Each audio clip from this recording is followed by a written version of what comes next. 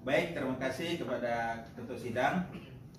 Saya ingin para berdua untuk meringkas hasil penelitiannya karena ini cukup tebal untuk dibaca oleh penguji dan pembimbing. Jadi saya minta bisa disebutkan saja secara singkat. Pertama judul penelitiannya, kemudian rumusan masalah 1, rumusan masalah 2, kemudian hasil penelitiannya yang berkaitan dengan rumusan masalah 1 dan rumusan masalah 2, dan kesimpulan dengan waktu 5 menit ya. Terima kasih saya selaku promotor. Baik, pada judul proposal yang ingin kami teliti adalah komunikasi KPID dalam sosialisasi dan pengawasan Undang-Undang Nomor 32 Tahun 2002 di Sulawesi Barat. Adapun rumusan masalah yang kami angkat adalah bagaimana komunikasi KPID dalam sosialisasi Undang-Undang Nomor 32 Tahun 2002. Kemudian yang kedua adalah bagaimana komunikasi pengawasan Komisi Penyiaran Indonesia Daerah pada LPP di Sulawesi Barat. Dari hasil penelitian saya sebagai peneliti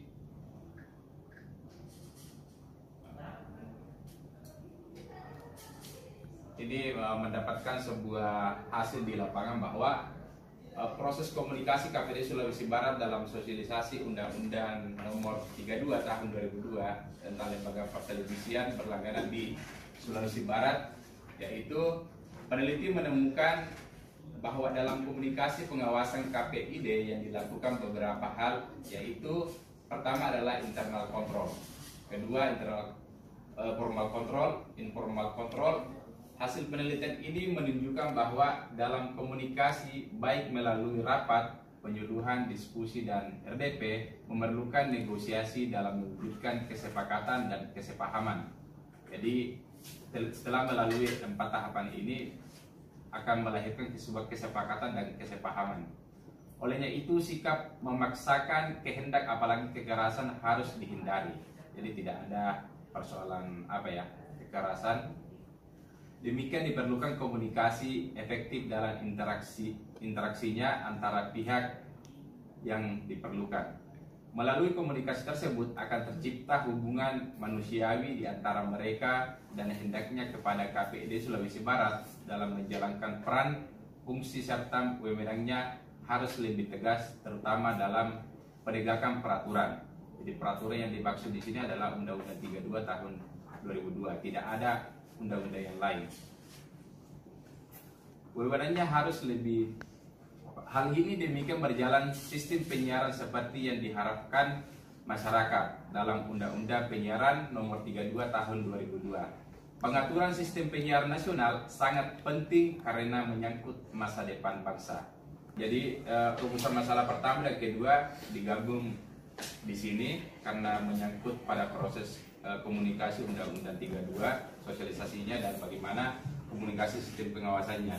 Jadi pengaturan sistem penyiaran nasional sangat penting karena menyangkut masa depan bangsa. Tidak bisa dipungkiri bahwa terpaan media terhadap masyarakat itu sangat kuat, sehingga hal yang akan berakibat negatif dari terpaan media tersebut harus segera diproteksi. Demikian apa yang sempat saya paparkan. Baik, ya. Sesuai dengan hasil penelitian saudara Pendus ya, bahwa strategi komunikasi ini sangat penting di dalam melaksanakan tugas KPID sesuai dengan Undang-Undang Penyiaran Undang-Undang 32 Tahun 2002. Namun di lapangan banyak fenomena yang terjadi yang tidak sesuai dengan undang-undang normatif. Misalnya di dalam Undang-Undang 32 Tahun 2002, sebuah lembaga penyiaran tidak boleh bersiaran sebelum ada ITP.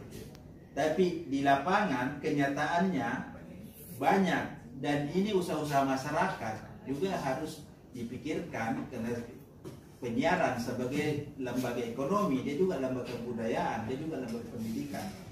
Jadi di dalam menerapkan aturan normatif itu, bagaimana peneliti mendapatkan strategi komunikasi KPID di dalam mengatasi masalah-masalah yang tidak sesuai dengan Undang-Undang 32, tapi bisa menjadi solusi bagi perkembangan lembaga penyiaran, utamanya lembaga penyiaran kecil yang LPB itu yang ada di Sulbar. Nah, apa yang Anda pikirkan atau Anda dapatkan, bagaimana strategi komunikasinya sehingga itu bisa jalan kedua antara penegakan Undang-Undang 32 dengan solusi untuk memberdayakan potensi penyiaran di Sulawesi Barat, ya. Sedikit aja, silakan. Jadi salah satu strategi yang akan yang akan dilakukan oleh misalnya KPD Sulbar sebagai yang dilakukan sekarang. Ya, yang dilakukan sekarang itu adalah melalui sebuah yang terakhir itu adalah RDP, rapat dengar pendapat. Dari RDP ini melahirkan sebuah solusi, satu kesepahaman, dan dari RDP ini lahir sebagai peserta partisipan itu adalah KPID sebagai tuan rumah, kemudian lembaga penyiaran berlangganan baik itu yang memiliki IPP prinsip maupun LPB yang tidak memiliki izin, pengusaha kecil, dan disitulah menyimpulkan bahwa KPID mendorong LPB yang memiliki izin prinsip tersebut untuk membuat sebuah kerjasama terhadap lembaga penyiaran kecil supaya bermitra. Tapi fungsi KPID hanya mendorong, menyampaikan, tapi tidak mengawasi dalam hal ranahnya langsung mengatur itu teknisnya kerjasama itu. Ya. Dia diserahkan sendiri kepada LPB-nya. Ya, kepada LPB-nya. Seperti apa MOU-nya itu. Dan itu cukup mendorong ini yang belum berizin untuk bisa berproses juga. Iya. Begitu ya. Begitu. Cukup progres ini ada ya. Yang mengajukan izin itu setelah model itu diterapkan bagaimana? Lebih meningkat, lebih banyak? Lebih meningkat. Bahkan ada salah satu kabupaten yang tidak memiliki sama sekali IPP prinsip, IPP tetap, itu digabung. Itu digabung satu PT. Dari 10 sampai sekian LPB yang ilegal itu disatukan dan diborongi administrasinya mulai dari A sampai Z itu diborongi dan akhirnya terbit IPB-nya. Borongi dalam artian dibantu ya. Saling bekerja sama, dari 10 LPB dari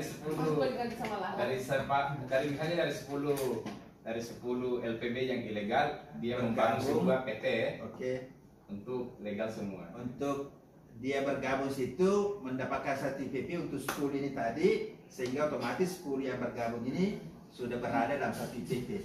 Satu payung. Jadi ini menarik ya, bahwa strategi komunikasi itu ternyata bisa membreakdown bagaimana aturan normatif itu sesuai dengan kondisi masyarakat di lapangan, sehingga strategi komunikasi itu menjadi solusi.